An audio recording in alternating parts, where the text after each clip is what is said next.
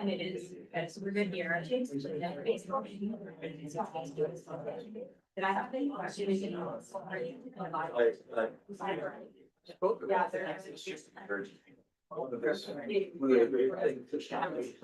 we're right. Yeah. So as a blind, this year. They do working with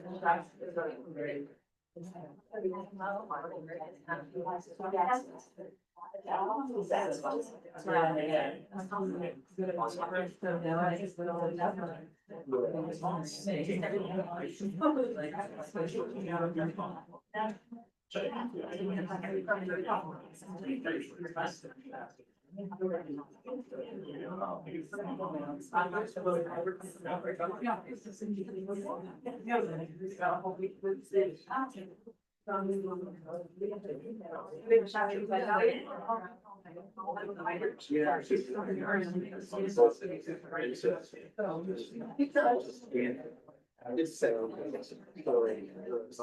It's not like the phones on the circle around it. So it's like, you know, it was actually working. They have a special phone. That fire.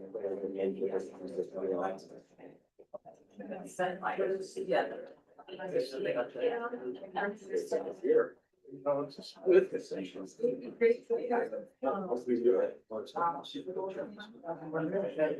Oh, yes.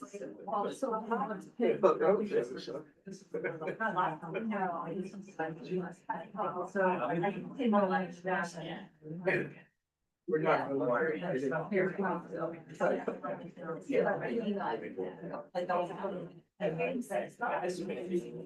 The entire meeting.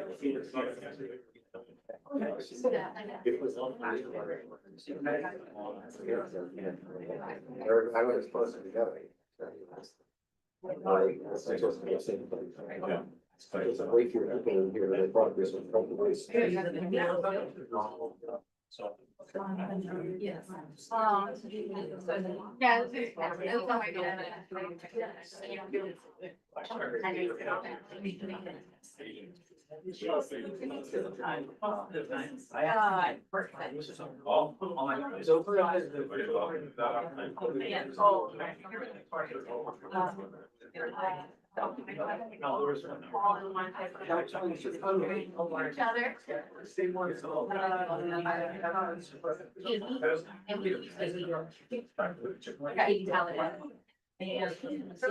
Yeah.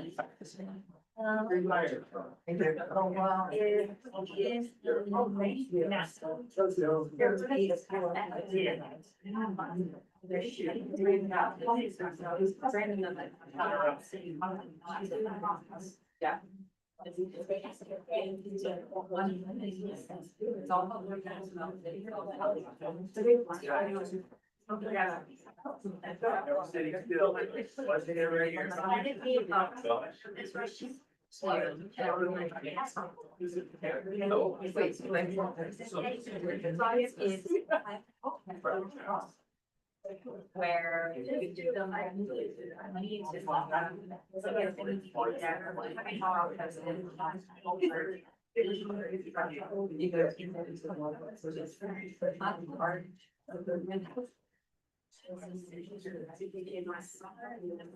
yeah, yeah. There's that.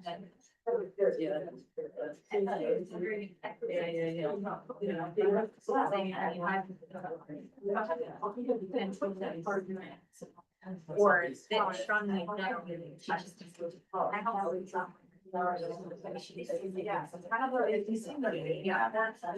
and I feel nervous not to be like down the lockdown or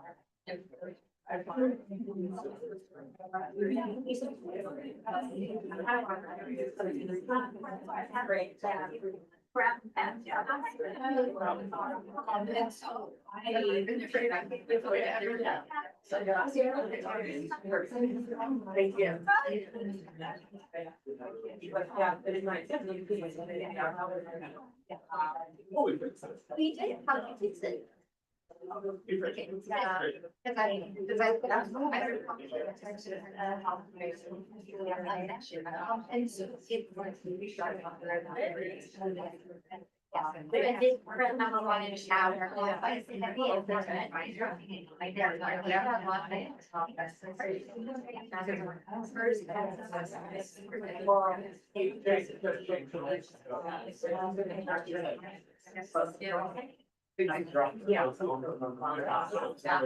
Okay, okay, sounds good.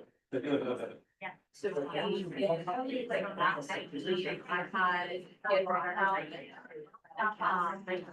Big thing, that's 5 years, my father and family, or that, I mean, she's in, he was so that things are hard out.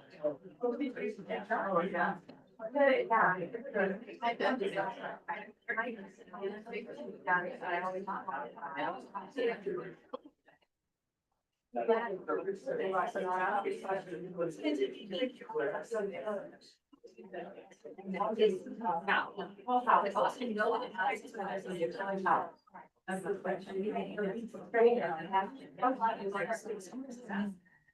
But they find that you were doing this where yeah, it's not they're harder to prevent here.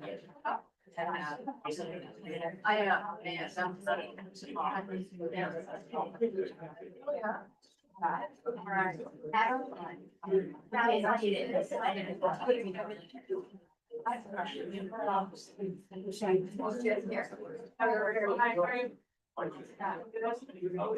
Yes.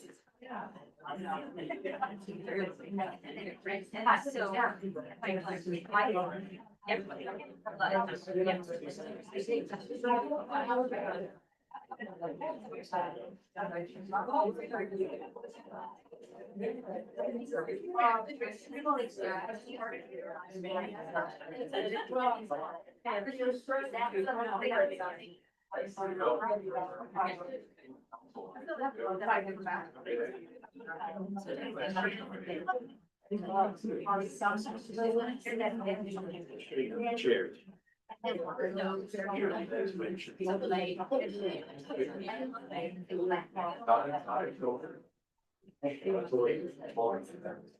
Yeah. That's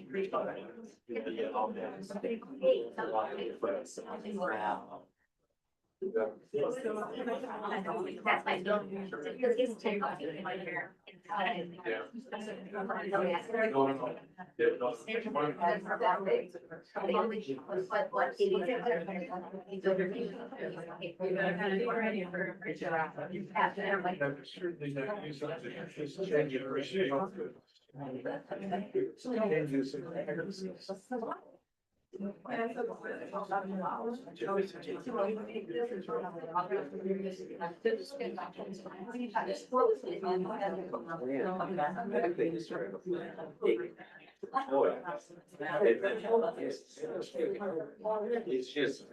It's just punishing.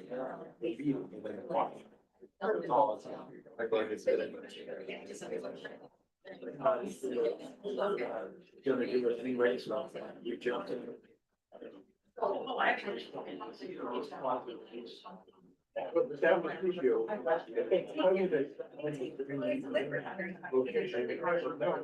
Thank God. So you cannot do a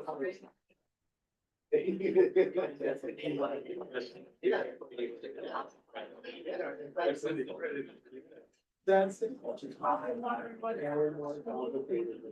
They can't even get much flash. I mean, no, the secretary, the president, they say, don't get.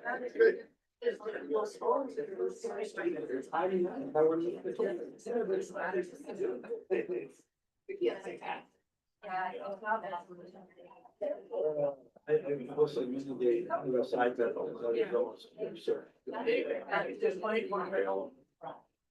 I realized was that every guy doing all the Spanish. Sounds good. I appreciate you. Stay quiet. No, I couldn't.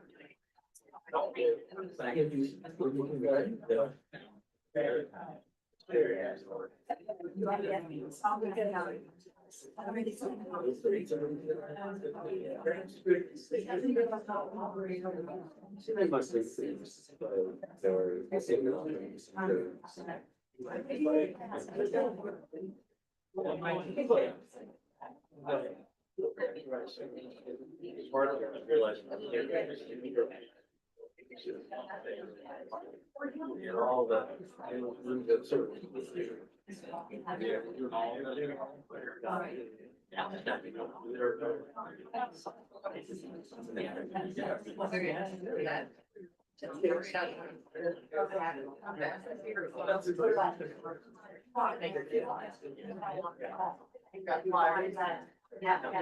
Another dog.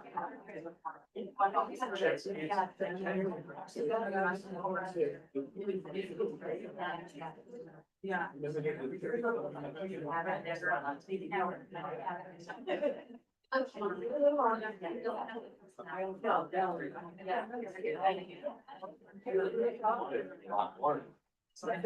Oh, it's a lot.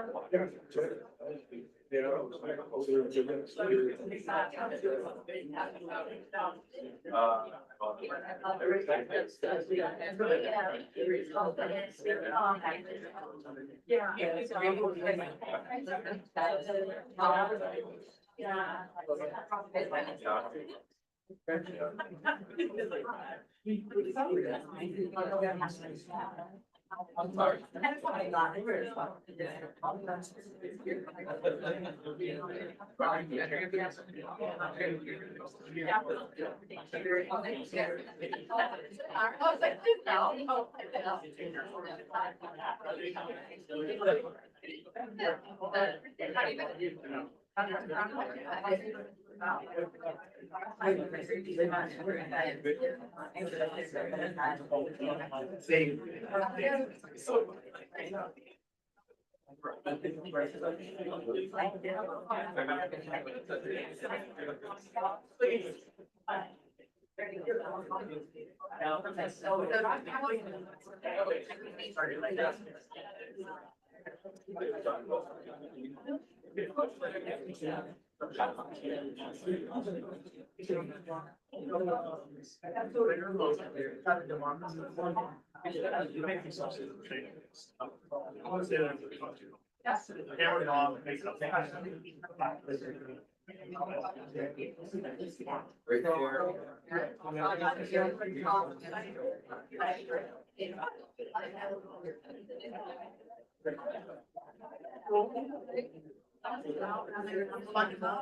Good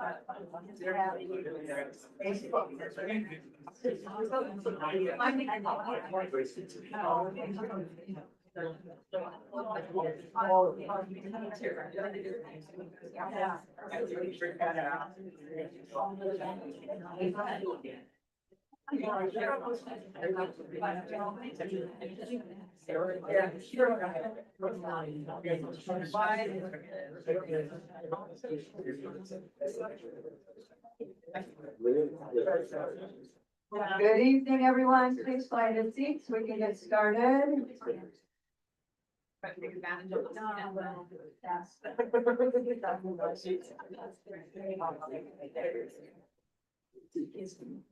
Plenty of seats up front here.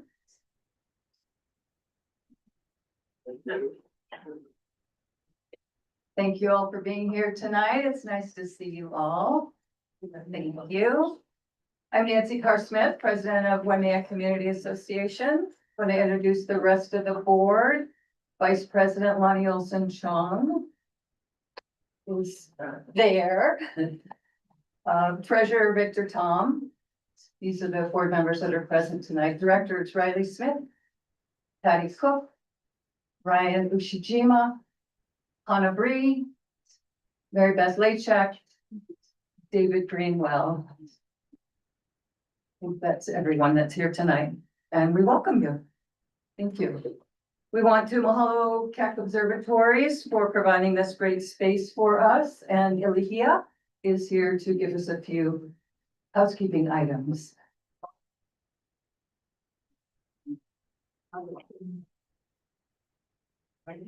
Mahalo nui, Nancy. Aloha kākou.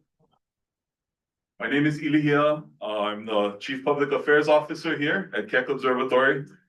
So happy to have you all here. You know, this aina that we're on was a gift to our observatory from Richard Smart, who really saw the value of having facilities like ours, our astronomy-based facilities here in Waimea. And so every chance we get, we want to reciprocate that gift back to the community by opening up our space and welcoming our neighbors in. So stoked that the Waimea Community Association takes us up on that so frequently. Mahalo nui. If any of you have community groups, nonprofits, you need a space to meet, let me know. My colleague Laurie in the back over there. Hi, Laurie.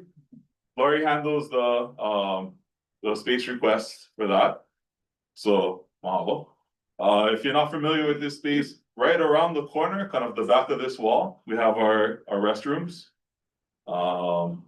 It's really the only housekeeping stuff. We have such a good agenda tonight. Yeah. I'm so stoked, you know, Pastor Brian, mahalo nui for offering the hula tonight. My good friends from the Waikoloa Dry Forest, Jen and Bridget, I promised I wouldn't do any dry forest jokes, even though I really, really want to.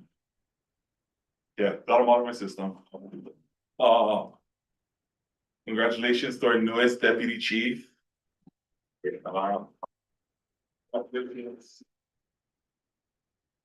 Of course, our state director of transportation and Sniffen and our deputy Neil Azevedo. You guys get any road problems, tonight's the night, guys. So mahalo again for joining us here, and Nancy, mahalo for all that you do and your entire board for our community. Mahalo. You recognize that voice, Hawaiian Airlines at the airport, right? I love it when I hear his voice. It's very comforting. All right, thank you. We're streaming live on our WCA Facebook page as well as on our YouTube channel, which can be found on our website, waimeatown.org. This recording will be made available for later viewing, but thank you to those who could join us in person tonight. If you haven't already done so, please consider being a member of WCA, and you can do that with Patty at the front desk, online or through the mail, which is on your agenda. We greatly appreciate several of you have renewed your membership recently, and we really appreciate that. So thank you very much. Presenters, David Greenwell right here. So you want to keep your eye on as it's getting close to the time for wrapping up. We really pride ourselves on being on time and not keeping you longer than we told you that we would. We want to mahalo our IT crew, Hannah and Mary Beth and Ryan's Learning. Thank you guys. And tonight we have some wonderful treats over here on the side. Please help yourself. We also have some great flyers. Tutu's House brought their March events over. Kahilu has some amazing things coming up. There's a flyer here for the recent school meeting that took place. Waimea Middle School Mentoring Program is something to consider. Welcome to Waimea. Discover Your Kuleana. It's an awesome group. So there's a flyer over there for them. And some extra flyers from when Tim Richards was here recently regarding Hawaii agriculture. So if you didn't get one of those, they're still there. Okay. All right. So for our opening pule, we continue our tradition of welcoming various faith-based groups in our community. And tonight we have Brian Aki from Inspired Church. He's a Hilo boy, originally living on Oahu now, but we're very happy that you could join us. Please. Thank you, Nancy and the board. She said I have 2 hours, so that's about it. No, that's great. Finance. Heavenly Father, thank you for this opportunity to come and gather tonight. As we give you prayer and praise for all the things that is on the agenda. We acknowledge your presence among us and give you all the glory. Lord, we praise you for this organization that's preserved its deep heritage and values through many decades, through adversity and challenges. Your faithfulness has sustained it. And for that, we are so grateful. I thank you, Lord, for the collective leadership represented here tonight. In a time when our world feels uncertain and faces many natural and human challenges, we are reminded that one thing remains constant: your word and the guidance of the Holy Spirit. You are our foundation and our source of wisdom. Father, we lift all the government officials from the executive branch to the state level, their leaders, organization, and the communities they serve. I ask that you grant them wisdom, clarity, discernment, humility, unity, strength, endurance, love, and righteousness. May every decision be guided by your faith, truth, and your spirit. Lord, we pray that each person here would lead with integrity, selflessness, seeking not their own interests, but the unity in the community. May every decision be guided by you. Lord, we pray that WCA will continue to build bridges in the community, understanding that they bring cooperation and compassion. May they be instruments of unity and peace. May your hand guide them and your favor be upon them. Lord, I pray a blessing and anointing over each person here. Travel mercies be with them as they leave this place. We place this gathering and all its work into your hands, trusting you will lead it, every step of the way. In Jesus' name we pray. Amen. Thank you, Brian, very much for being here. He has a service to get to. Unity and community. I like that.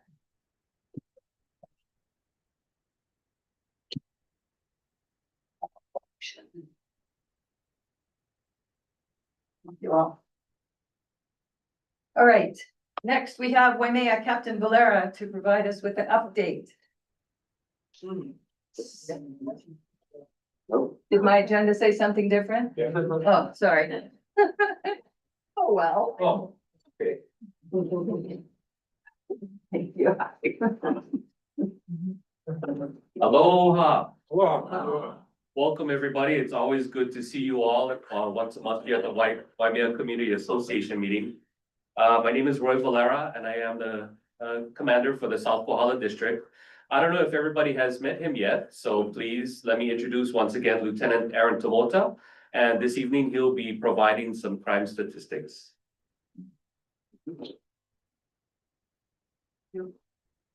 In February, we had 4 assaults, which was a decrease as compared to 9 in January. We had 14 thefts and UAMVs, which is unauthorized entry to a motor vehicle, as compared to 23 in January.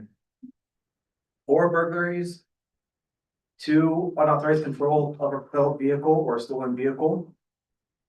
We did have 1 arrest, and that guy was charged for UCPV, burg, and theft. So that contributed to some of those stats. We had 10 major traffic accidents. Unfortunately, 1 person did pass away as a result of one of them. We had 50 reckless driver complaints, which is about the same as January. Thank you, Lieutenant Tomota. I'm going to keep my comments brief for this evening because there's going to be some other speakers tonight that I'm sure you all want to hear instead of from me. But I really wanted to recognize, I'm sure you've all heard that we have a brand new police chief, Reed Mahuna. So we're very excited for that. And very shortly after confirmation, we will have a brand new deputy police chief, Sherry Bird. So congratulations. I have the honor of working with Sherry Bird many years ago. She was probably like 2 years old when we were working together on a force. You know, I'm very honored and proud to say that she has not changed one bit from the time we worked together in the North Kohala district. I don't know if you remember. I remember. I don't know if you remember. And so very happy for you and congratulations to both chief and deputy chief. I also wanted to mention, as far as community events for the month of March, you know, we don't have too many community-wide events coming up, but we are participating in a few. Our school resource officers are working hard within the schools. And I know that between Waikoloa Elementary and Middle School and Waimea Middle School, where our SROs are based, we have a bunch of school movie nights and dances and stuff for the kids. So I think that's a great thing that's coming up for them. Community is not invited, I'm sorry, but I did want to brag that our SROs are doing a fantastic job in the schools. As far as February, we had that Hulu Holo Holo evacuation down in Waikoloa Village, and I think it was well attended. And that offers, you know, at least one familiarity of one route that we have there. And we're very pleased to hear that a second route for evacuation purposes is currently being constructed. So that's great news. And the last thing I wanted to mention, how much time I got? Oh, okay, 20 more minutes, perfect. Was that, let me see my notes here.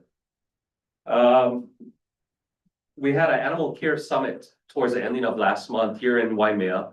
It was a terrific event. A lot of stakeholders came together to address some of the needs for care for some of our, well, not some, but all of the animals on the island that need to go through those types of programs.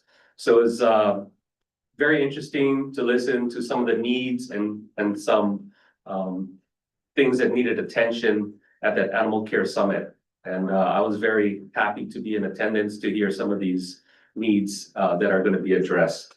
And the last thing I want to mention was the other night, there was a Waimea School Master Plan meeting. From what I gather, it was a very good meeting, very informational as to the future plans to Waimea Elementary at Waimea Middle School and that campus. And so some relief should be coming. I don't know exactly the timeline. It might take a while. But I know some of the traffic in the area of the Lindsay Road intersection every morning and every afternoon is a great concern to our Waimea residents. And it's good to hear that we are taking steps in the right direction to remedy some of those issues. So with that, we'll wrap it up. Thank you very much.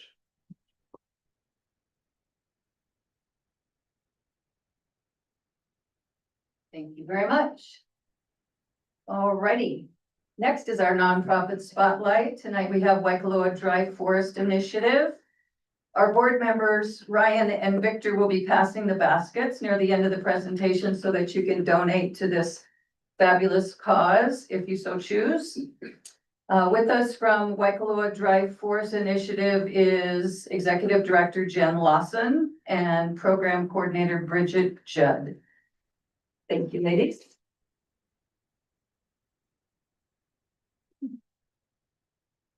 Thanks for having us, guys. Aloha.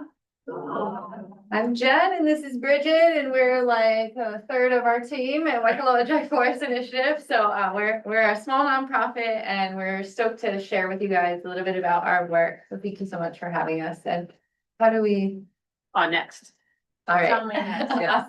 So Waikoloa Dry Forest Initiative was founded in 2011. There had been a lot of work going on in Waikoloa area prior to that to try to save what was left of the Waikoloa Dry Forest. So we became a 501c3 in 2011.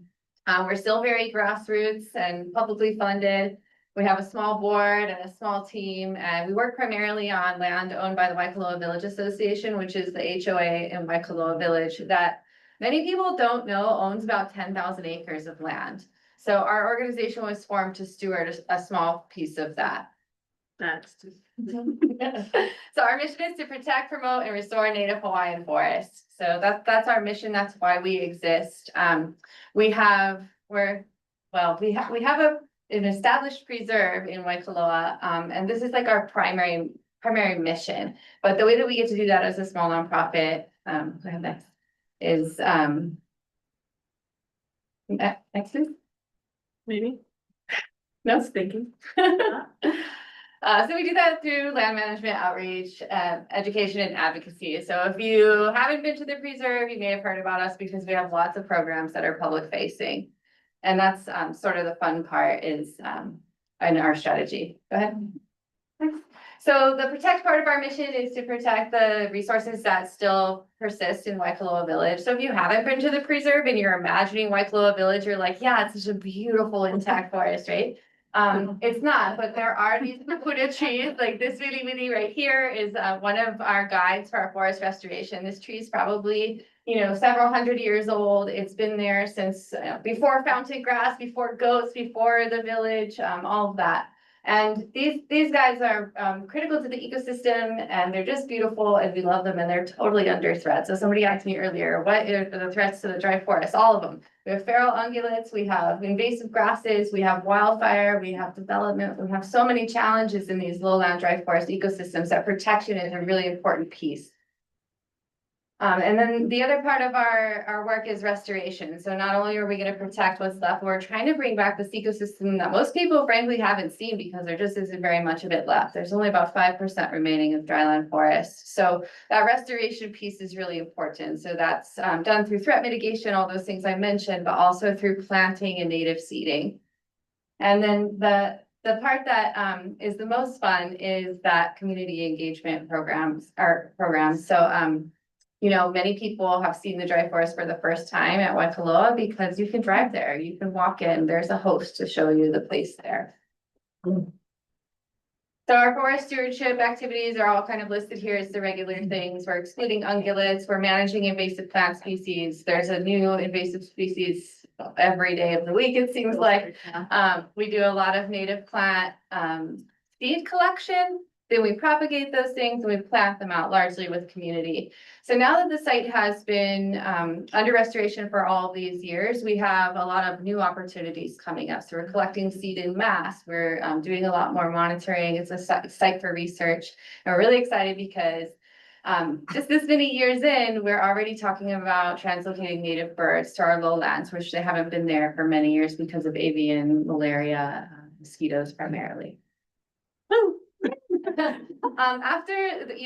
After we had such dramatic impacts from wildfire, as a nonprofit and one of the most fire-prone communities in the state, we realized like we really need to take a bigger role in wildfire mitigation efforts. Like we can't afford a fire in the dry forest preserve, but we know there's going to be one. And so our wildfire mitigation efforts can't just be hyper local to the area that we're working every day. We need to expand that out and be there for our community as experts in fire mitigation techniques. So this is just a quick list of some of our assets that we share with the community. So these fire breaks that are in progress and that exist today are being maintained by our small nonprofit, actually protect our community in Waikoloa Village along with our natural resources. I just wanted to mention that. This is a short list of our community programs. We have a lot of them. Has anybody been to the Waikoloa Dry Forest? Yeah.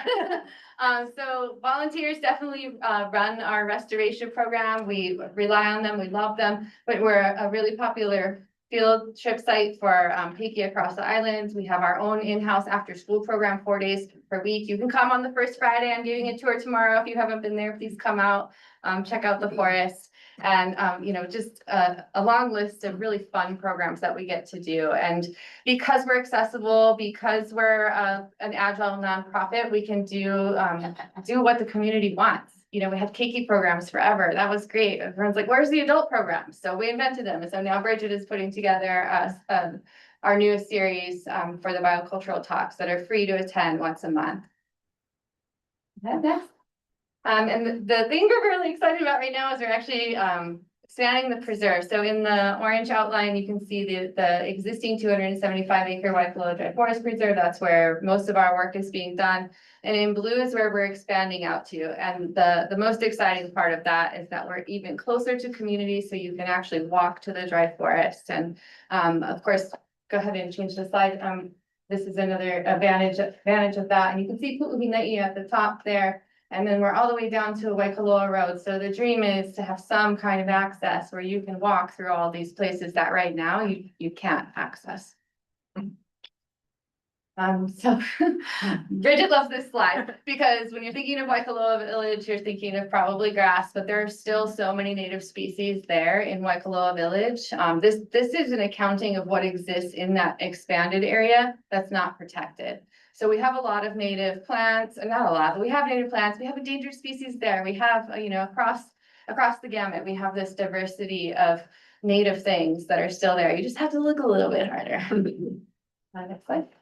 So the plan management and the expansion is more of the same, except for, we're really focusing on those access points and trails. And you can flip the slide because I know we're running short on time. We have this really cool opportunity to expand and improve our landscape scale wildfire threat mitigation. Also expanding habitat for dry forest. Like there's so little left that this 400 acres in Waikoloa represents a huge part of, especially in the lowlands and those lower elevation places where people live. It's a big portion of the native dry forest. And the thing that I get really excited about, and I was at a summit all day today talking about, public access. I think maybe we need to change the way that we think about public access. And maybe think of it more as community access or managed access. It's not an entitlement to go there.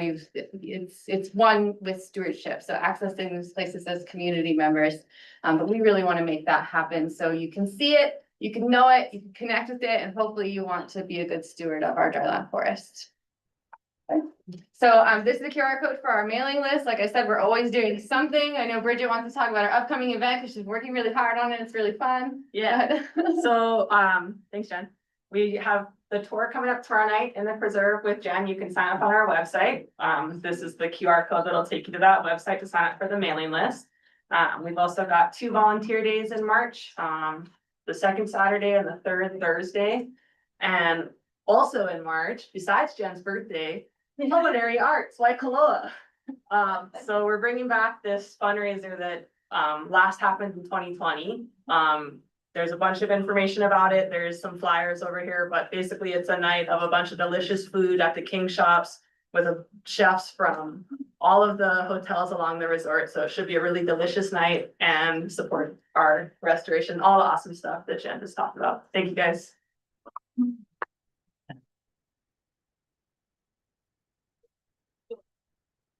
Thank you. Thank you both. So if we want to come and check it out, how do we know when there's somebody there to guide us? Well, so this is part of the access thing. So it's one of those places where if you know, you know, our pedestrian gate is always open, but we like for your first interaction with the dryland forest to be guided, to be with somebody who can, you know, show you the place and let you know how things work there. That being said, there are people in the forest almost every day of the week. Go to our website, we have a visit tab. There's a bunch of ways to get there, sign up, register, and become a friend of the forest. That's great. Thank you. Thank you very much. What a great program. All right, you guys, moving right along to the main topic of the night. Board member Riley Smith will facilitate the next portion of the meeting. As noted on your agenda, we'll have Q&A after the state presentation. And Lonnie and I will be handling the microphones and we will hold on to them and we will ask that you ask questions and not make comments, just so we can move things along and let everybody have the opportunity to ask questions. Okay, so with that, Riley.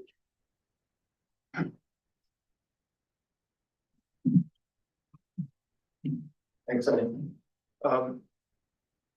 We have two very important guests joining us this evening. Since there have been somewhat recent changes in jurisdiction with the roadways in Waimea, we thought it important to invite guests from both the state and the county. So I will introduce both of our guest speakers, allow our first speaker to overview the state's projects. Our second speaker will be available to clarify any issues that pertain specifically to the county. Before, it was everything in Waimea was county roads, but now a lot of the roads are state, and so we felt it was important to invite both the state and the county. It gives me great pleasure to introduce our first speaker. Ed Sniffen, Director, Department of Transportation, State of Hawaii, was appointed by Governor Green.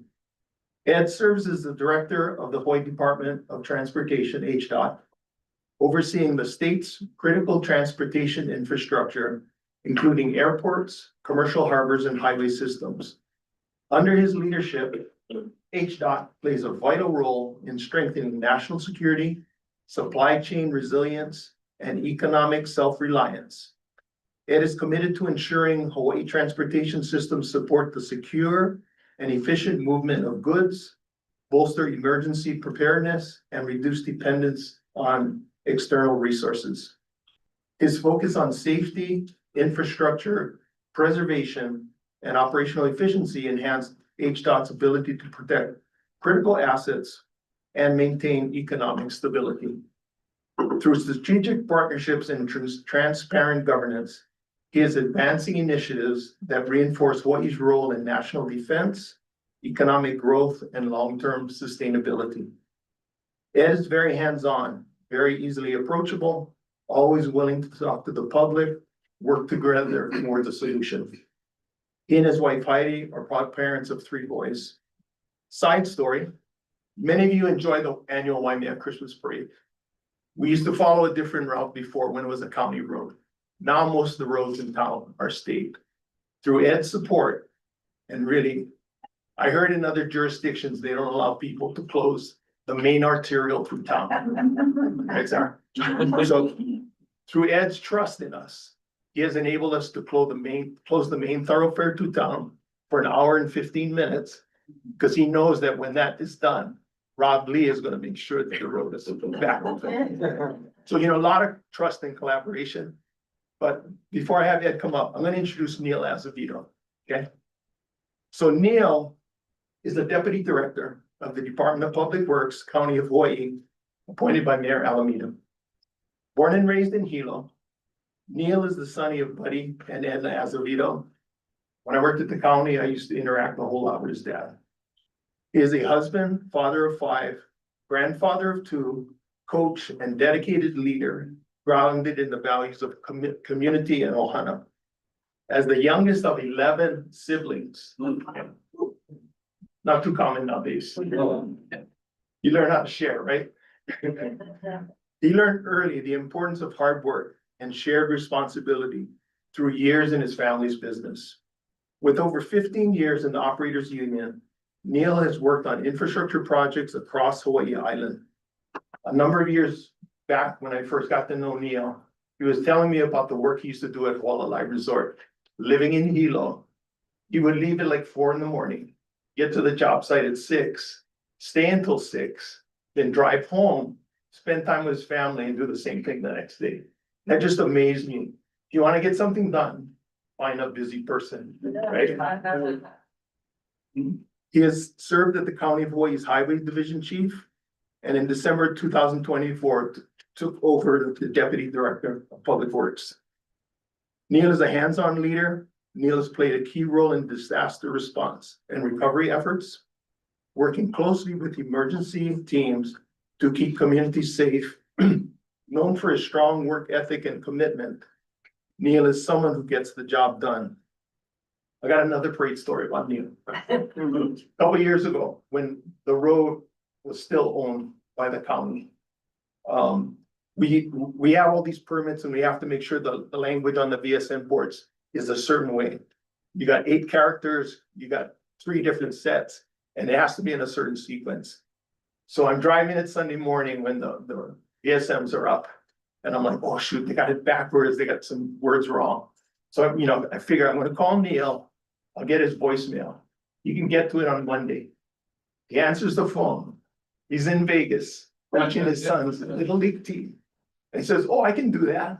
While I'm on the phone, he changes the verbiage on the VSM remotely, a couple states across our country, and changes the sign while I'm looking at it. Anyway, we're gonna start off with Ed. He's gonna give his presentation, and then we'll do questions and answers. Yep.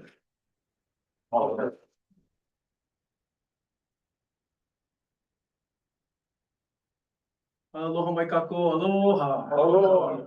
Thanks so much for having me. I really appreciate Nancy inviting me to these. And appreciate Bradley, you guys letting us help out with the parade. We trust you guys because it's partially I know where you live, but I mean, this community always takes care of its needs. And it shows by how many show up to these types of events. I mean, I'm assuming this is regular and that you're not just here to yell at me, right? So wanted to make sure that we came on to talk about some of the initiatives that we're working towards right now. And we just got some up on this in our presentation. This is the list of them, and we just go through them one by one. You guys can stop me if you get any questions or clarifications in that time, but we can wait for the Q&A afterwards if you like. Next slide, please. First on Kona Airport runway. Last year, September to December, we shut down 3 times because of cracks and delamination in the pavement. This is a project long time coming. I mean, one that I wish that we did during COVID. That would have been a perfect time to do it. But things shut down during that time. So we're pushing forward on this project, make sure we prioritize all of our runways during this period. Initially, the scope for this project was to mill off 4.5 inches of pavement on top and replace it with another 4.5 inches, so structurally strong.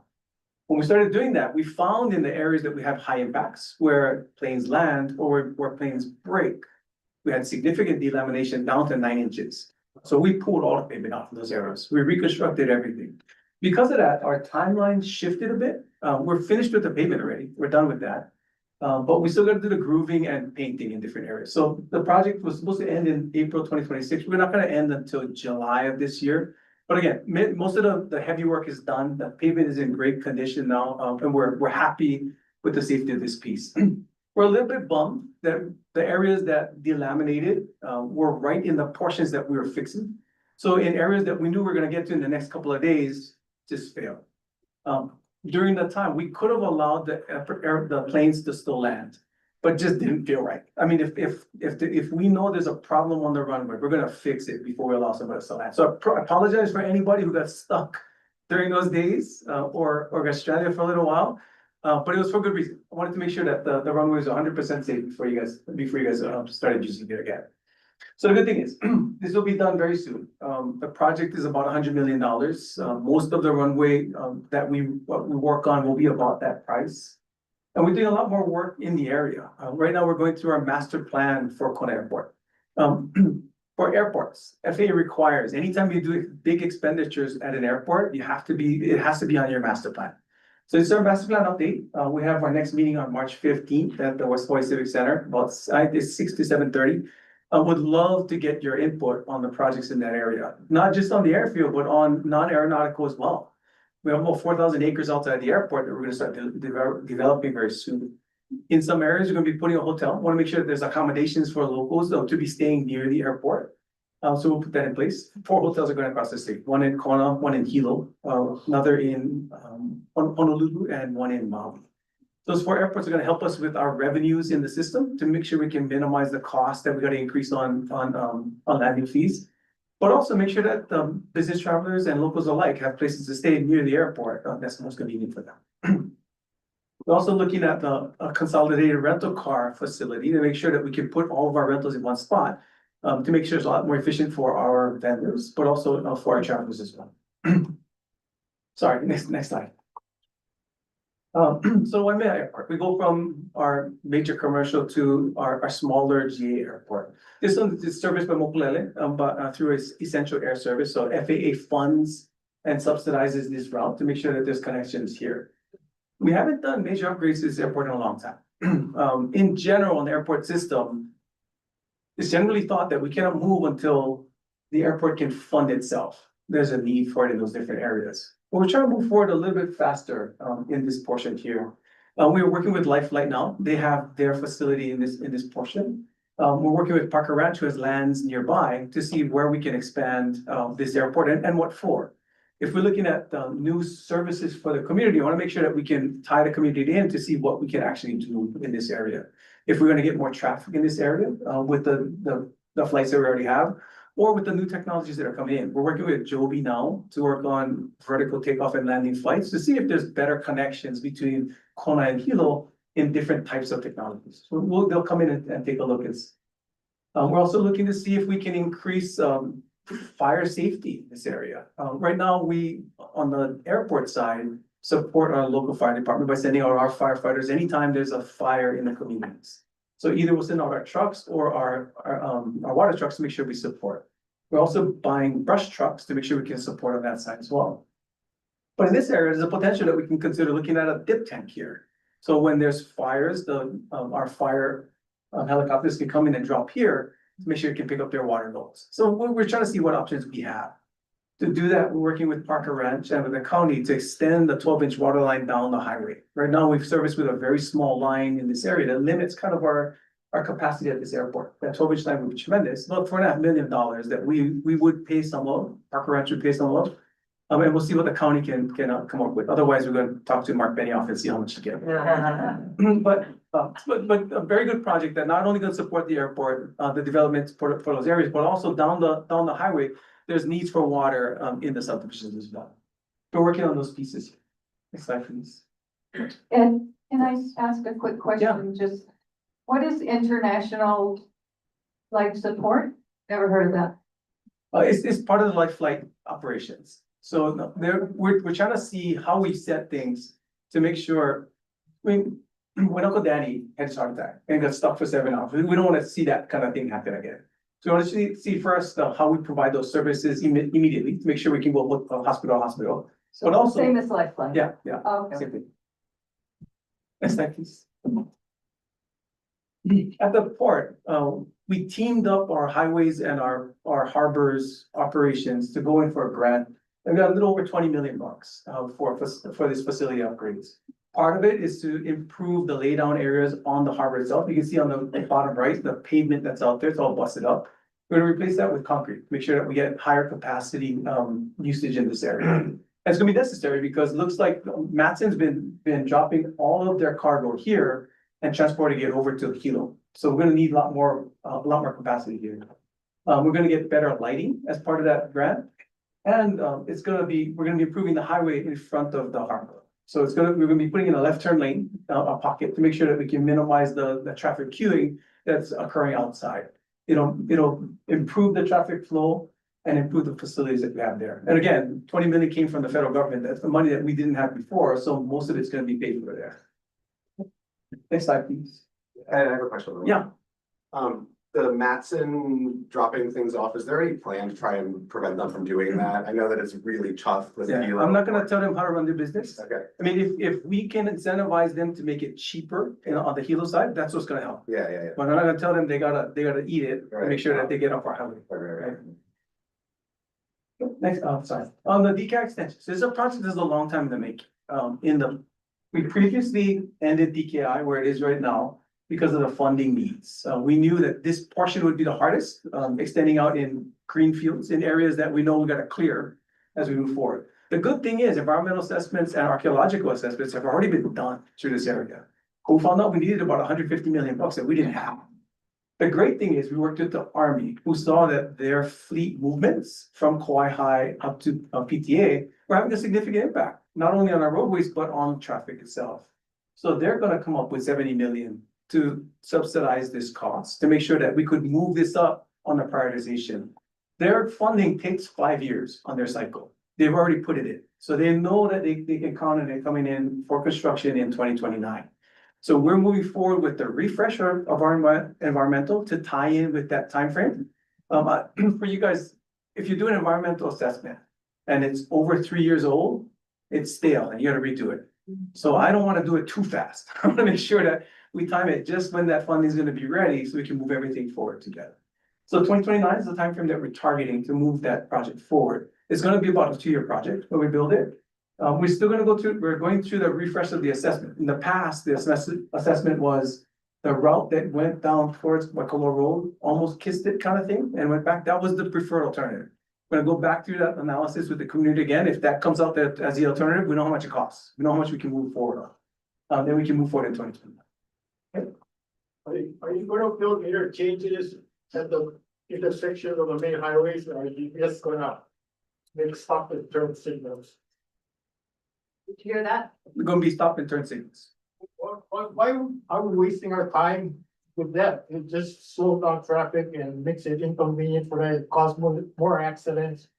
I mean, if you had interchanges, people will just go on their turn lane and go onto the highway or get off the highway with the off ramp instead of having to stop and wait for other traffic.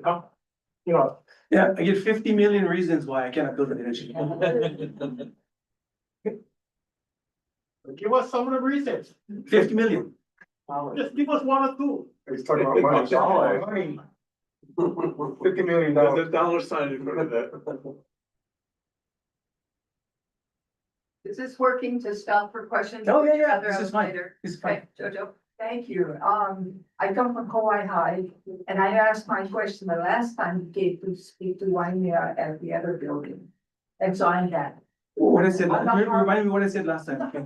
Same one, but I think at that time you weren't ready to address Kauai High at all. And I know this is Waimea, but you talked about the harbor down there.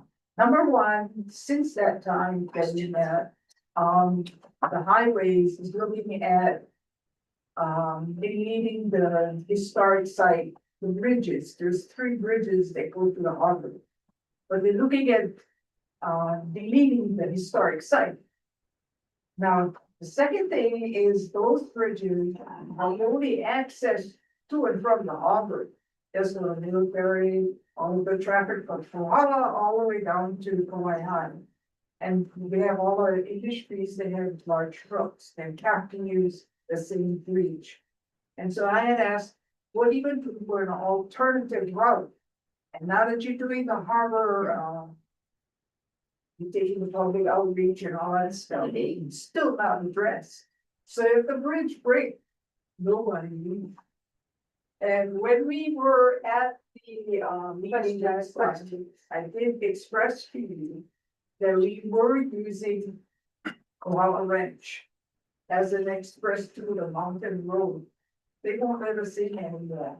So we would have to go all the way to Kohala, go around the mountain road. So I asked her again, is there going to be any plan for an alternative route? Otherwise, the car go nowhere, no place. No alternative route. So in the past, we looked at a quite high bypass, right? We looked at the bypass route. Or, yeah, that No, that's what we looked at in the past. in the past. It was $280 million route, that we had considered in the past. $280 million was feasibly, we're just not able to do it. So there is no alternative route, but we are addressing all the bridges along the route. Okay. Yes. Okay, it's been a 50-year problem. Hold on, we want everybody to be able to benefit from your question. Okay, it's been a 50-year problem. I address this a lot of the meetings. Quahog Road coming up the highway, the trucks slow everything down for the locals that live here, tourists and everything else. If you maybe do a climbing lane for the trucks, there's DOT standards, shoulders for vehicles that break down, bike lanes. I want to address everything quick. So bike lanes for the Ironman, and then Queen K, they did no passing lane at certain points, or from a certain point to all the way to Coma to the airport. So if they're going to do that, maybe they should raise the speed limit so tourists and the locals that live here aren't late for work and everything else. Because if you get behind someone slow, you're stuck. And that also is the tourists coming out. They're waiting to merge into traffic, and no one's going to let them in because they know that what the thing is, because they go to work every day. It's on Queen K. On Queen K. So on Queen K, so we got rid of all the passing zones that already happened. We're working right now to add in a passing lane at one location in both directions. Now, and we took away those, and I can slide on this, but we don't have to go through it later on. We took it away because we see so many of those head-ons that are occurring on the highway itself, especially on Queen K. So we took those portions away. Now we're trying to see how we adjust it to ensure that we minimize the disruption to traffic flow. But the traffic flow is not my primary responsibility. It's safety first. So we tried to put out to trust the public to run that route without killing each other. We couldn't. So we had to make the adjustment right away. And while we made the adjustment, we're looking at how we adjust to get the traffic flow back in. 32 years of firefighting, right? Federal all over the place. So what I'm saying is maybe if you're gonna do that, up the speed limit. That might be a thing. Give classes on tourists avoiding sheep or goats that cross the road, because that might be a thing, especially on DKI also. Thank you, we need to keep moving. So 30 years as a transportation official. Okay. So I saw 115 people die every year. I don't know how many people you saw die as a firefighter, but I saw 115 people die every year. I'm not gonna have that in. Last year we had 129, when the year before that we had 97. That delta cannot happen anymore. So we're looking at getting these fatalities down to 50 immediately. And if I gotta make sure we adjust people's expectations on travel time, I'm gonna do that. So if people don't wanna be late for work, leave earlier. I'm not gonna have people speeding on the highway just so that you can get places faster. Leave earlier. Make sure you can get there to your place on time. That's the way we're gonna work it right now until we can stop getting these fatalities getting up every year. It might be the people, like I said. Oh, tourists it's come here, don't absolutely get the people. classes, No, sheep. it's not the Okay. tourists. When we look at our numbers, our locals are the ones that are killing each other. 92% of the fatalities that we're having on the system, somebody's drunk, somebody's speeding, somebody's distracted. 92%. That's why you never hear me call these things accidents. They're crashes. People are making decisions to act poorly that's causing these crashes that's killing people. So I'm trying to see, in the past, I would say, if we drive correctly, our system is 100% safe. So don't speed, don't drive drunk, don't drive distracted. It never worked. Now I'm telling everybody, I couldn't see people driving drunk, driving distracted and speeding. So I'm gonna put stuff in their way or adjust our system to ensure that we minimize the potential for them to kill somebody. That's what we're gonna work right now. And again, we're looking at seeing how we can provide mobility in those different areas, but mobility and safety are on sliding scales.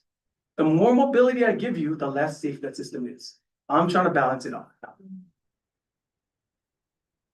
Sorry. I think we're gonna keep moving on. Nancy's gonna yell at me. Going, we're gonna have a lot of time for questions. Go ahead.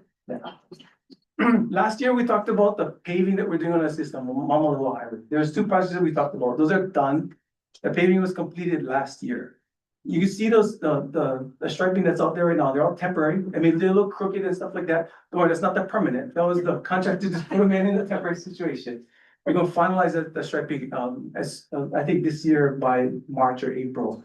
The difficulty right now is we have two striping contractors throughout the state, so they're trying to catch up on the system. We've been putting in a lot of pavement throughout the state, and because of that, they just can't keep up with us. So we'll get back to Nancy on the schedule for those. On the bottom, you'll see 2 signal projects. There's no signals at those intersections right now. We're putting those in very soon. We saw them as safety issues, so we're addressing those pieces there. Next slide, please. The bridge, will you laugh?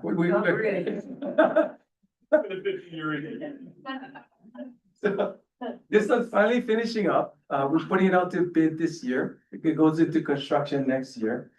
This one is gonna be a roundabout in that area. It's 130 feet diameter. The last time we talked about this, there was concerns by the truckers on whether or not they could take this roundabout, especially because the one in Puna was so small. It was a 90-foot roundabout, right? So I appreciate the truckers. They all came out to our little truck rodeo at the Waimea Airport. We designated some areas, lined it all out to make sure the truckers could drive them, and they did. And they found one big flaw. On the right turn down to Kauai, they couldn't make the turn without climbing the island.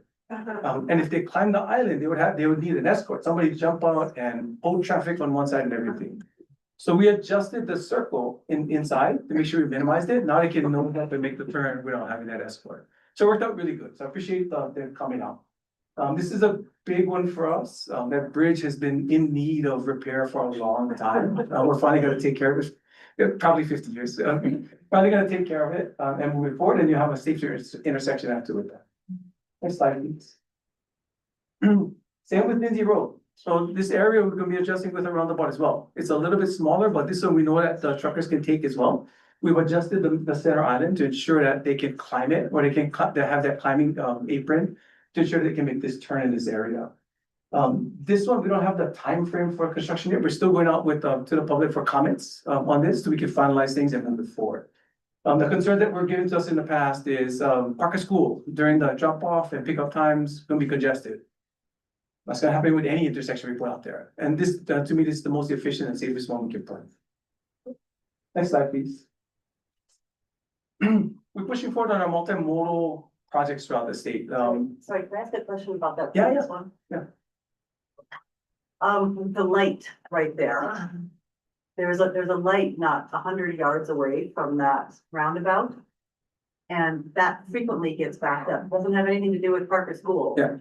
So we're looking at tying in this improvement with that facility. But so let me get back to you on how we're doing it. But I told you, I absolutely know which is happening. Thank you. Yeah. Yeah, so our this slide just shows our multimodal projects that we're working on through the area. Making sure that everyone can bike and walk and catch transit in your community to the extent possible. In the past, we used to do our multimodals as part of our roadway projects. That's why you saw a lot of sidewalks ending and starting up in other portions. We're now looking at a concerted effort to tie everything together. This is part of the project there. Next slide, please. So we talked about already. This is the area we wanted to make sure we're focusing on in different portions. DCAT is another one. Speeds are up significantly. We tell everybody you can go 60, they're going 80 now, especially downhill. So in those areas, we're trying to see how we set up to ensure that we minimize the potential crossovers. That facility is not conducive to putting in speed humps or anything like that, and we're not gonna do that. But we're looking at putting in delineators along that route, especially on the curves, to ensure that those vertical elements help slow people down, but also inform them that there's a curve coming up. Along these routes, you can see a lot of ungulates. I don't know if you guys tried before, but try them next time when you're driving. If you see goats on the side of the road, try drive on the milled rumble strips. They run away. So help out the guy behind you by scaring him off the road a little bit. And you don't have to ride it the whole way. Once they start hearing that rumble, they'll start scattering off. Next slide, please. And we're putting in these 4-port 150 kilowatt chargers. This was part of the Biden administration's initiatives. They gave us about $12 million to move forward on these. We're putting them at 11 sites. The ones that we put in so far are used significantly, they're really good portions. We wish we could put these in shopping centers and other areas like that. The difficulty with this funding, there's a lot of strings to it, and it made most sense for us to put it on areas that were owned either by the state or by the county. And this is only the first tranche of things. So we want to put these in to make sure that there's a system of them built out throughout, so we can add in portions where we see they're needed in the future. Next slide, please. We've been working with the county fire to make sure that we put in as many fire breaks as they see fit. Whenever they see areas where they feel like we can mitigate risks with fire breaks, we'll do it for it. I don't care if it's on state or county or private lands, we'll go and get it done. If there's areas that they believe that we should be cutting fuel, we'll get it done. And we're working with Rick Barboza, who's giving us a native pallet for each of the communities that we're in. So, because once we start cutting fuel, we want to make sure that we can replace it with something. So we'll talk stories later on, Jen, to make sure that we can tie into the initiative. But so far we have about 4.2 million that was designated for this community to make sure that we can start cutting in fire breaks. We're also working with the Waikoloa community to build in an emergency access route in that area. It's about 4.5 million that we're putting into that.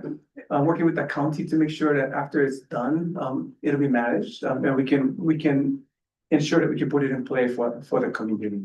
So we're putting a lot into fire specifically to make sure that these kinds of situations don't happen. So Ed, I have a question about the emergency road. So we appreciate all the work that you've done so far, showing the initiative that you have. The mayor in his annual address, which governor attended. Okay, not good. Talked about that road as well, and I want to quote him correctly. Now, Mayor Alameda stated that completion now depends on, quote, a partnership between landowners and the state. And the county will maintain it only if they're relieved of any liability.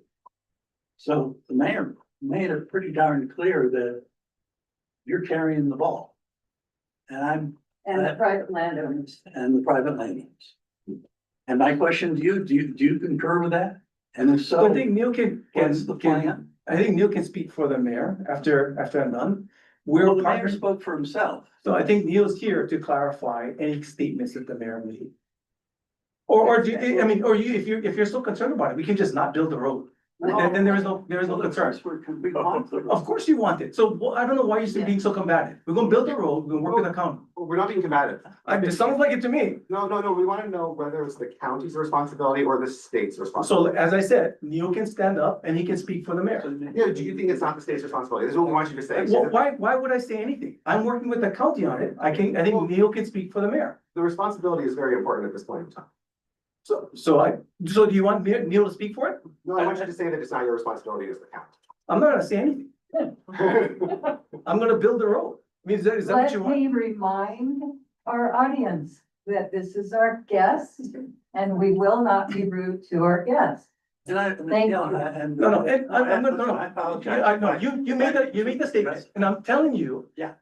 My statement doesn't matter. I'm gonna build a road. We're working with the county on it. And Neil can speak for the mayor. Can you do 5 minutes? Yeah, I know. Yeah, go ahead Okay. and Almost finish your presentation. Next slide, please. You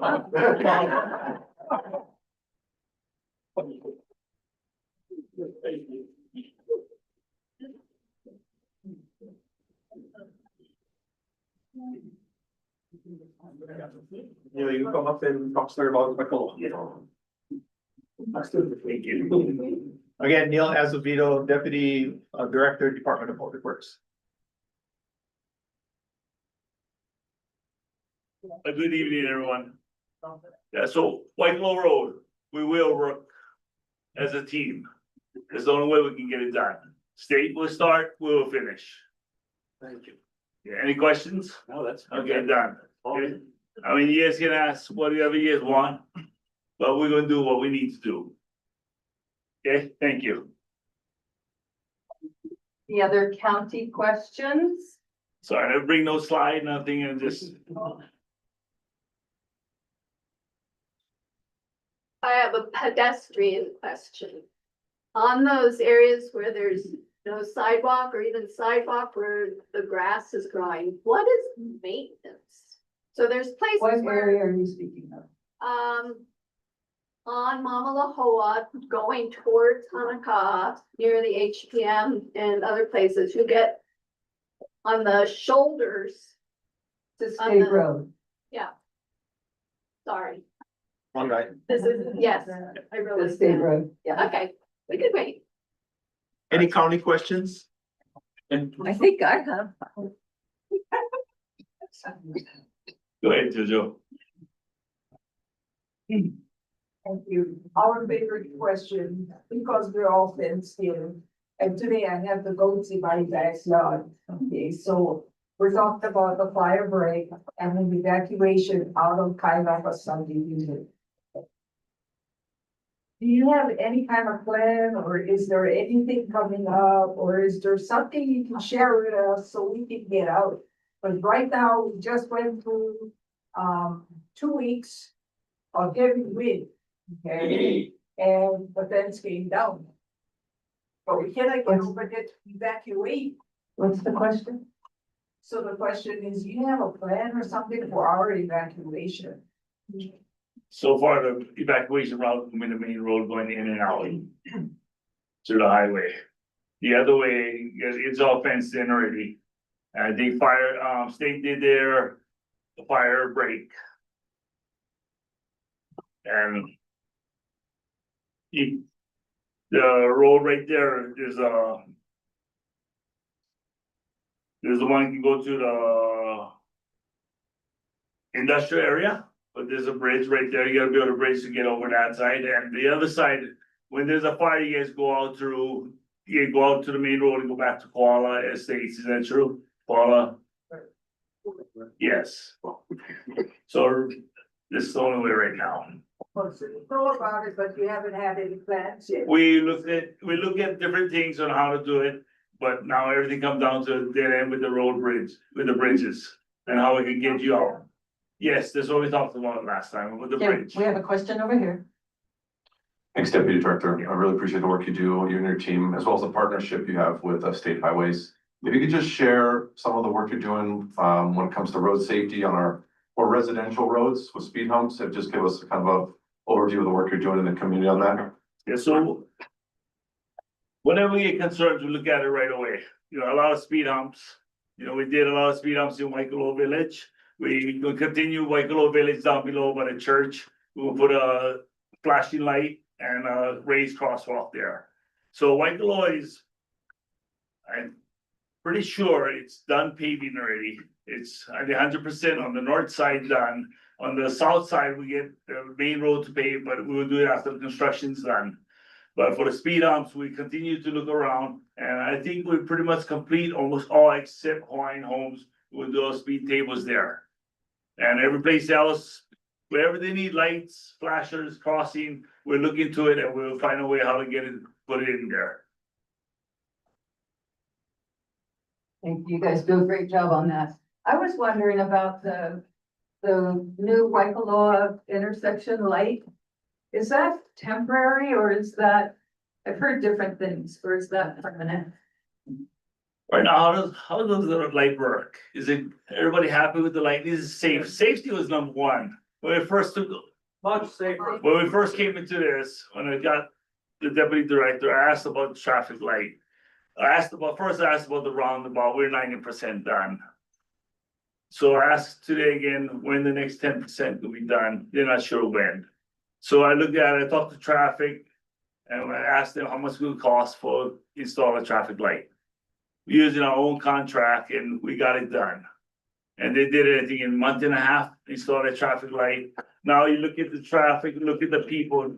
Now you don't wanna drive to KTA to go to the lower part and get turned around and come back up. Now you can feel safe going across and you can feel safe for walking. What next thing we're gonna do is adjust the walkways, the crosswalks. Yeah, the crosswalks, they adjusted, I'm not sure how long ago, but I looked at it. They adjusted so the cars can stop further into the intersection so they can see. But now, since get the traffic light there, we're gonna move the crosswalks back to the existing place, and we're gonna be able to probably get a lane, 2 lanes going up Marca and Mackay. Get a turn right and a turn going straight up in case the trucks drive slow, we get past the trucks and keep going. But again, please speed limit. Like how the director said about safety, safety is our #1 concern. And we're gonna do everything what we can do about safety and making sure we make it safe for everyone. I don't live in Waikolo, but I've been going there frequently, and I noticed that when you're coming from Mauka to the main intersection to the village, there is no right turn lane. Yes. Right? So is that coming? It should be coming soon because I talked to traffic and we're gonna adjust. Again, what I said about the crosswalk, the crosswalk jogs into the lane, that's why they eliminated the right lane. So we're gonna push the crosswalk back. The only reason why they shoved it forward was the safety sight distance, but now we can push it back since we have the traffic light there. So we're working with you, we hear you guys, what you say, so we're looking to safety and #1, so we're gonna correct that really soon. Questions for state or county? I wanted to ask Neil, I don't know if you guys, Monolani Bay Drive, is that county or state? Bay Drive, private. So the intersection, maybe Ed, you could answer this question, talk about public safety. Been a lot of crashes at the Monolani intersection. I worked there back in 1981 and watched time pass. It's a very, very, very dangerous intersection. Is there any dialogue with the association as far as putting an intersection right there? I know that they had last year, Bradley can touch on this. The approval of $275 million. The state landlord supported this loan they received. And none of the money that they're receiving in this loan was going to be used for the highway. So where's the funding going to come from with the intersection on the highway and Monolani? Yeah, so we're working with them right now. It's supposed to be their responsibility. Yeah. In the end, if they don't do it, we're just gonna do it, though, yeah. So either way, it works out. That's a great answer. Perfect. Regarding the emergency road at Waikoloa, what's your timeline for getting that open? So Is that once gonna be we, this year? once we finalize, the right of entries with all the owners, so we're about a third done. Once we finalize everything, we'll get it done in 6 months. And one thing, I walked it a couple weeks ago, and there's a section on the county land that's already paved, it's about 250 feet. And it's only 1 lane, whereas everything else has been graded for 2 lanes, it's 20 feet wide. But that 1 lane section is next to an 8-foot drop off on one side. And if there's no guardrail along there during an emergency evacuation, especially at night, that could be a death trap. And I know you're concerned about safety, so I'm raising this with you so that somebody looks at that to make sure that nobody drives off that 8 feet drop off. We'll take a look at it. We'll make sure we take care. All right, thank you. Thank you. Center. Hello, Ed. Good to see you. Go way back. Yes. I never, a newly appointed assistant director. I've got a long list, but I'll just take a short stab at it. First of all, Annette Matsuda is leaving and retiring. You have a replacement for the state representative for DOT yet? Not yet. Or they, yeah, okay. David Leduc is a new harbor master in Kauai High. I had one conversation, but I haven't heard back from him. What's going on with Kauai High with that harbor master? Is he accessible or what? He's accessible. I think he's still learning the ropes though. Yeah, I guess. Okay. Because I was curious about the coordination of construction. I'm very concerned in Kauai High Harbor. There's the North Kauai Small Boat Harbor that, David Tarnas got us millions of dollars to get the break wall replaced on that. And that construction, we don't know the schedule on. I haven't seen it on the STIP. I don't know what's going on with that. In conjunction with the rest of the construction covering the drainage channel in Kauai High, fronting the harbor, adding another lane and having proper ingress and egress to the harbor. That's gotta be a 2-year project there. on top of the other projects, so I'm just wondering. The question, Timing, I'm wondering the timing of that small boat harbor project along with the other one. Yeah, so let me get back to you on that. So Smallwood Harbors is run by DLNR. We partner with them quite a bit on the work that they do, especially because we're so close together. I'll get a schedule for you guys. Riley might have something to say Okay, about get the this. bosses here. So, I'm the Hawaii Island, board member on the Board of Land and Natural Resources. So the North Small Boat Harbor is part of DOBOR, so it's part of Department of Land and Natural Resources. So Ed may know the answer, but he's not responsible for the answer. Okay, so I can see you after, Gunnar. I can put you in touch with the people that know the schedule for the small boat harbor. Thank you. The drain channel on the edge of Konepuli Highway, it's a DOT.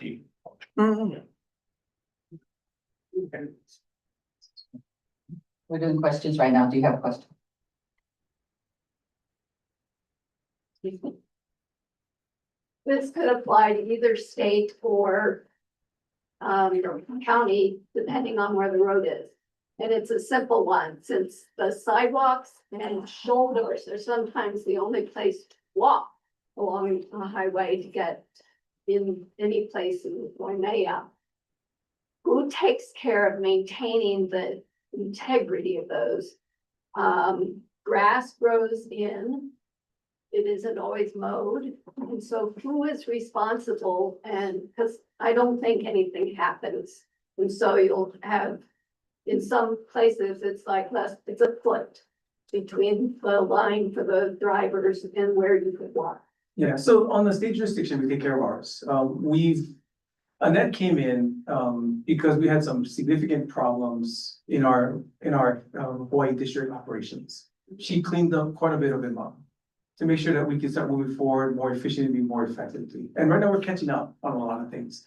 If you could, in those areas that you see issues, let us know. You can either go through Nancy, or I can, after this, I'll get Nancy our contact information for our Hawaii Island district and for me. So if you see any issues, report them to us so we can take care of them. I'm sure Neil would tell you the same thing on his side. Yes. What it is. I have a question over here. I was just wondering, can you clarify when you say roads in Waimea? So if it's Waihai Road, Lindsay Road, The Mamalo new Highway, construction, the new paving on mile 1 to whatever it was, is great. They widened every place where there was supposed to be like a bike lane or whatever. And the only issue I have in that area is the maintenance of the part right in front of the school. okay, so let me clarify, because this will answer your questions. So then you know who to ask, Yes, okay?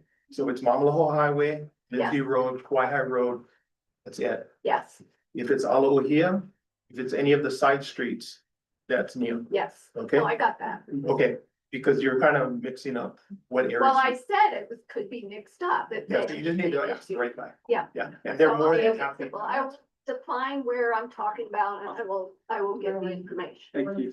Neil, do you want to respond to this as far as maintenance on the county roads? Same thing like Director Sniffen. Yes, we'll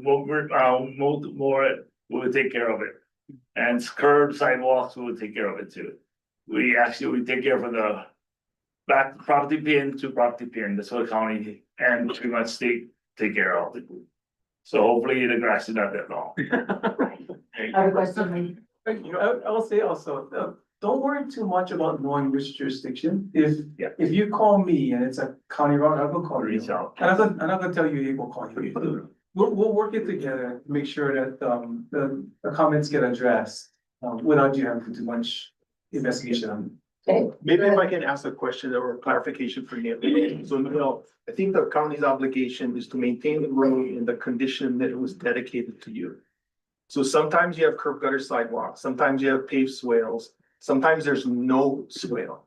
So can you just clarify what you do in those situations? So sidewalks, if it's damaged, we'll repair it. We'll check it out and repair it right away, making sure it's safe. And again, like everything else, safety is our number one concern. And if you can't walk there, it's our concern, we will take care of it right away. For swales, everything, we take care of dry wells, we take care of catch basements, culverts, everything. We gotta make sure it's clean and flowable, and we wanna make sure it's safe. my main concern is you got a problem, just call. We answer the phone all the time, like I said, we talk story with Rob, you know, we always call each other and, you know, with some concerns, we call.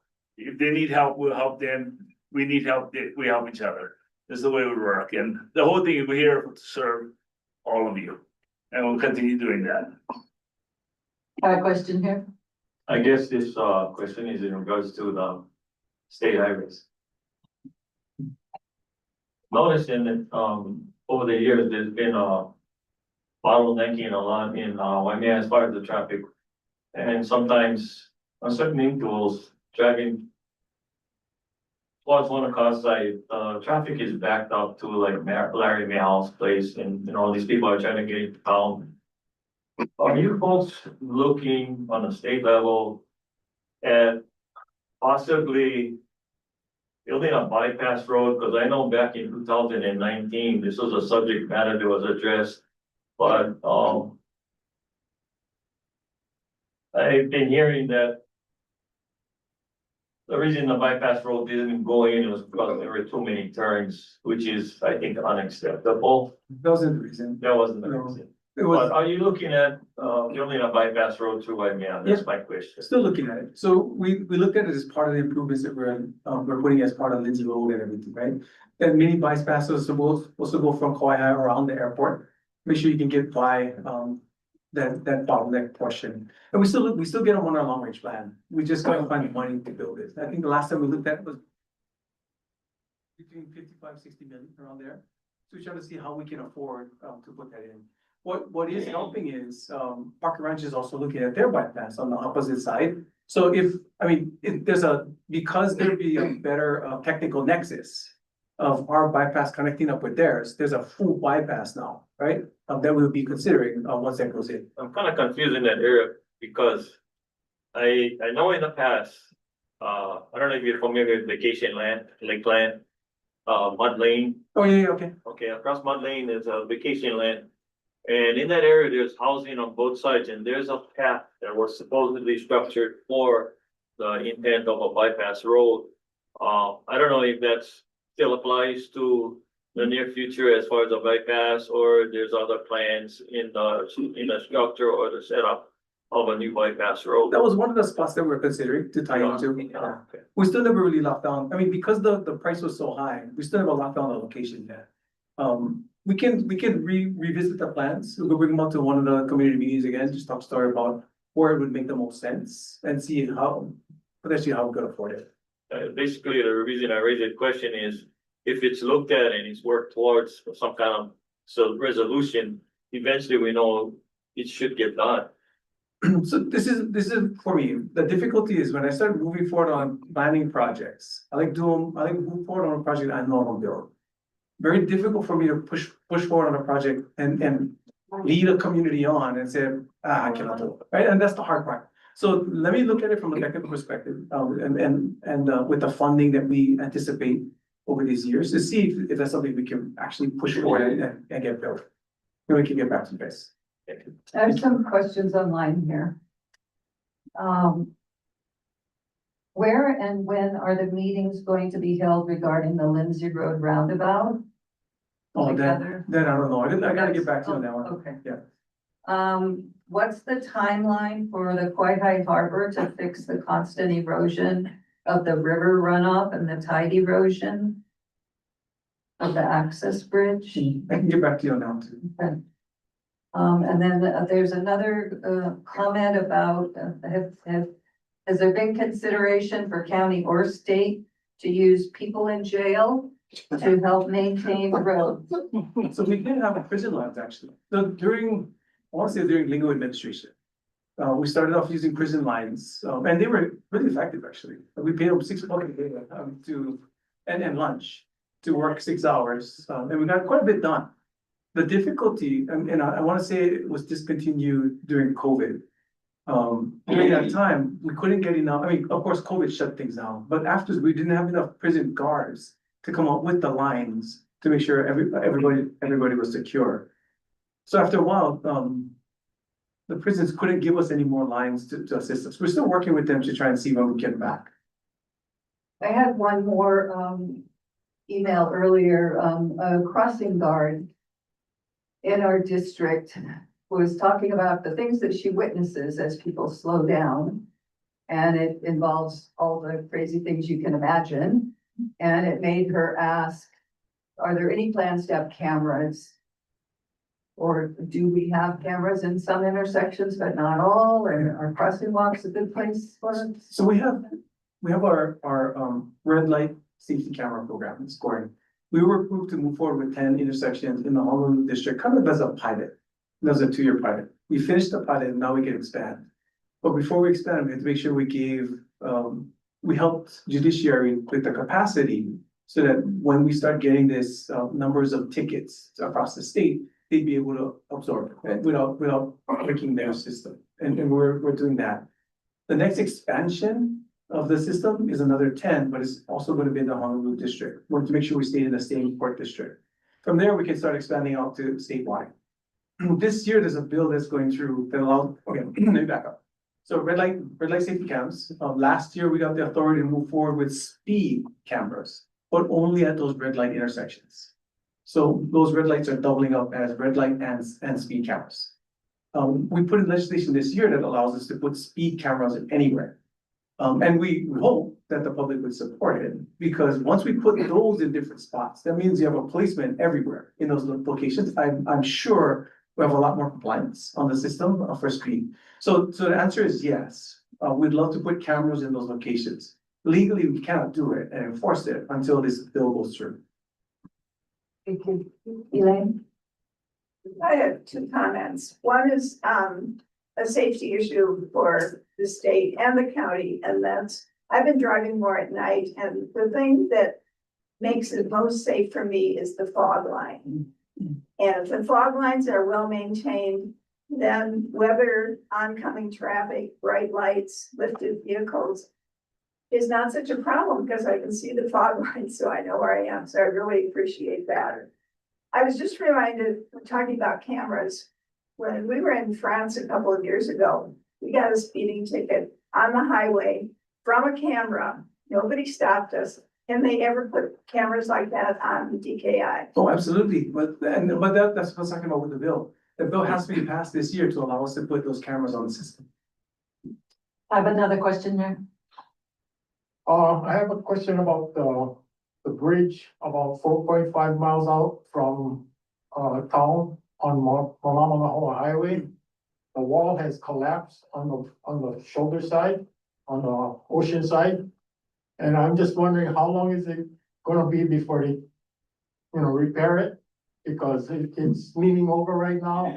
Well, another question is, when are you guys gonna build a runaway truck ramp on Kauai High Road? Because a trucker died on that highway going downhill. And they promised that they were gonna build a runaway truck ramp, but it's been over 10 years already. And the airports, when are you gonna build a second runway for Kona International? Because it's an international airport and we only have one runway.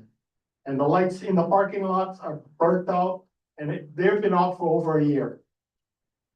Okay, so 4 questions, we'll get back to you.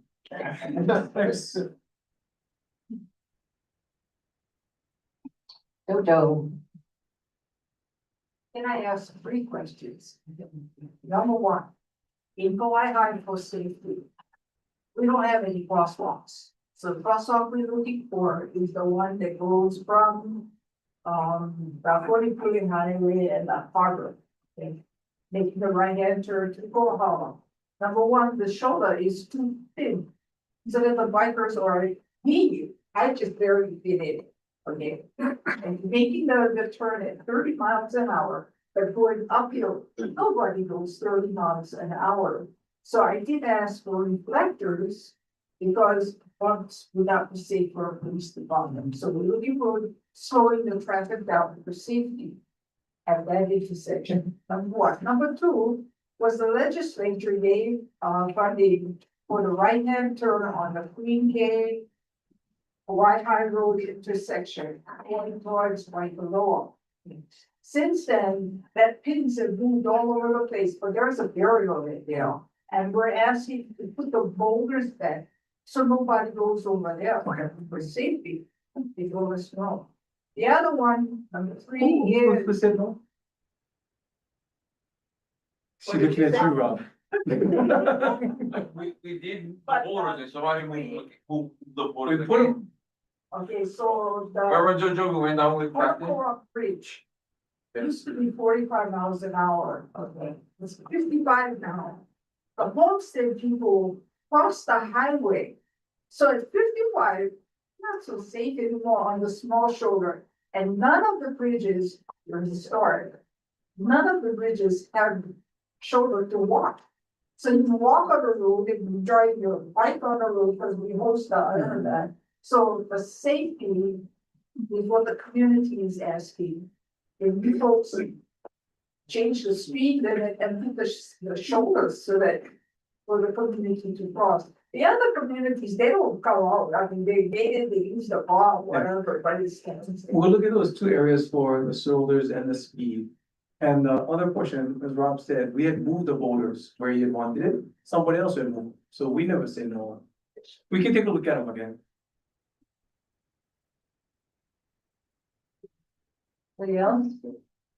I was wondering about Saddle Road. Oh, so many accidents. I thought I remembered hearing that the speed limit was gonna come back down on that. So what happened in the past, in that portion of Saddle Road, we had it at 50 or 55, can't remember what it was. 55. It was legislatively raised in that portion. We put in the bill to legislatively drop it. The bill was deferred this year. So because it's in law, I cannot change it. Gotcha. What about the passing lanes? Those double lanes? Yeah, and that's what we're adjusting. So we're gonna adjust things that we know we can control. Yeah. We're trying to see how we make it safer in those alignments in those areas. And in some areas, we're gonna be taking away some mobility. We're gonna have to make sure we can minimize the crashes in those portions. Thank you. Thank you, Director. I really appreciate you engaging with the community in this space here. Some of the questions are revolving around our multimodal transportation, and one of your slides addressed that. Could you give us an update on the state master plan for multimodal networks and kind of how that's progressing, and what do you want to see from the outcome of that plan? Yeah, so on the state side, as I said, in the past, we would build projects and add in multimodal with those projects. Those projects were limited in length, right? And because of that, every time we ended that project, we ended the sidewalk or the bike lane or whatever that came with it. It ended in a spot where we didn't have any other facilities to connect up to. We're looking at those critical connections throughout the state to make sure that we can get a continuity of bike and ped and transit access throughout the state. We're putting in about 45 to 50 million per year for the next 10 years to ensure that we can connect up that portion. If you go to our website, we have our master plan set up in there. You can feed into our master plan. You can let us know where you see we're missing something, and you can see where your projects are timed based on that planning effort. So we'd love to see your comments in those portions. We have one more question here. Okay, a couple of questions. When like our Ironman, it brings a lot of money to this island and the state, or mostly this island. So the rocks that are on the side of the road, bike lanes, because that's one of the reasons why I came here in 2009 as a visit. I love the bike lanes and stuff that were on Lower King and I'd like to see that expanded, especially on the mountain road, Kohala Mountain Road. So taking care of big rocks so that bikers don't have to add that, and making sure, do we get money from DOT or the nationwide for shoulders and bike lanes?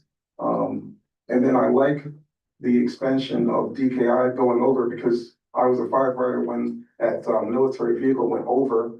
So that's another thing, is drop-offs that somebody mentioned earlier. Maybe when the trucks are shaving off the rocks to make wider lanes, they can not take it and make sure that there's not a drop-off. You put rocks so that you're traveling. If you go off road accidentally or whatever, a tire blowout or something like that, that you're not dropping down. Because I was one of the firefighters that carried that military guy's body out. So from the funding perspective, there's 220 million that comes to the state every year from the federal government. That 220 million is broken up into all, between all the islands, and then also broken up into the counties as well. So it funds significant portions throughout the state. The Iron Man funding that comes through, none of it comes to me. All of it goes to the general fund. And it's not an excuse for anything, it's just to clarify where the funding all goes. For us, we'll make sure that we look at we start clearing out the shoulders for uses in those areas. And I'll say, in the past, we looked at the system as a system for cars. If you look at the lanes and everything, those are the areas that we had maintained significantly. The shoulders were an afterthought because that was an emergency piece. But we've changed that in the last 5 years to ensure that we're addressing everything as a holistic transportation system. So we're doing more there, and we'll make sure that our maintenance crews are addressing those shoulders, not only for rocks, but also for vegetation, to make sure there's access to these areas. Excellent. Thank you very much.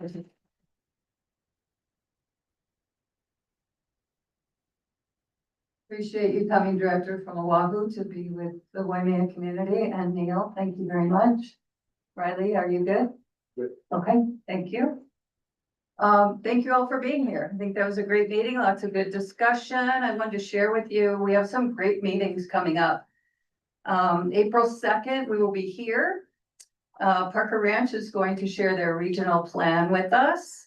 Queens will be sharing their campus updates with us. And we also hope to have PTA Commander Alvarado here to share with us what they've been doing a lot of things in the community to benefit community, and we wanted to learn about those. So that's April. May 7th, we're having a special meeting. It'll be at Kahilo Town Hall. It's on emergency preparedness, lessons learned, and what's the plan going forward. This is after the 2021 fire, 2023 fire, and the 2025 tsunami scare. So all of these things brought to light that we need more planning and we need to know what to do when these things happen. So that will be May 7th at Kahilo Town Hall. In June 4th, we will be here with Mayor Alameda and his cabinet heads for a county update. And then July 16th, we'll be having our primary candidate forum. That'll be at Parker School Gym.